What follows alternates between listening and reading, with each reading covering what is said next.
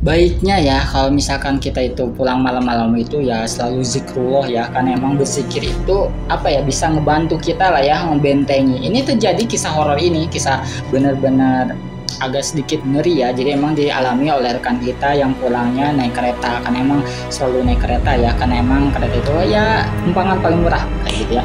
Nah, suatu waktu teman aku itu kan pulang kuliah kayak gitulah ya, naik kereta. Pas naik kereta kayak gitu, tiba-tiba ada sosok ibu-ibu katanya ya, ngeliatin terus. Cuman kan emang orangnya itu agak cuek, ya udah nggak apa-apa karena emang sering diliatin juga kan. Cuman pas dilihat-lihat teman aku itu ya, sambil menoleh, sambil ngeliat, sambil nunggu kereta yang datang, noleh, kok agak aneh, agak aneh gitu ya ibu-ibunya tuh ya. Jadi dia ngeliatin tapi si matanya itu bener-bener belotot kayak gini, kayak yang mau coplok. Terus pas dilihat-lihat sih, si lidahnya itu kayak ngejulur kayak teman-teman kan. Serta kaget gitu ya, agak melingkak juga, itu siapa, salah lihat gitu ya. Cuman nggak mau lihat, masuk aja ke kereta, karena alhamdulillahnya si keretanya udah keburu datang. Pas duduk gitu ya, tiba-tiba kok nggak mau gitu, nggak mau lihat-lihat lagi, takutnya salah lihat atau apa pas nunduk gitu.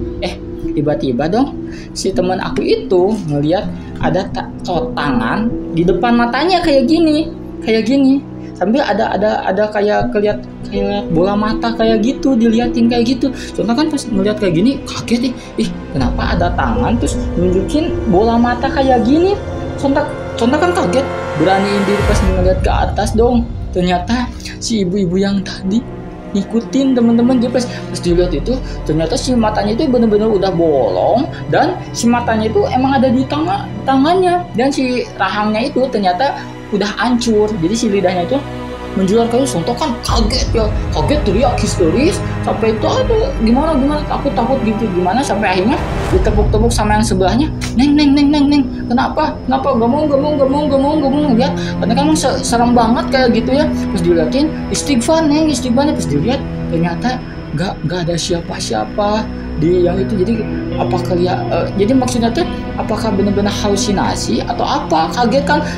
Ada yang ngasih minum ya, di ini nyeritain bahwa emang sebelumnya itu emang ada kejadian ibu-ibu yang meninggal ke serempet kereta api kayak gitulah. Astagfirullahaladzim. Jadi mungkin ya yang dilihat si cewek itu emang kayak arwah ibu-ibu itu yang masih ada di sekitaran kereta itu.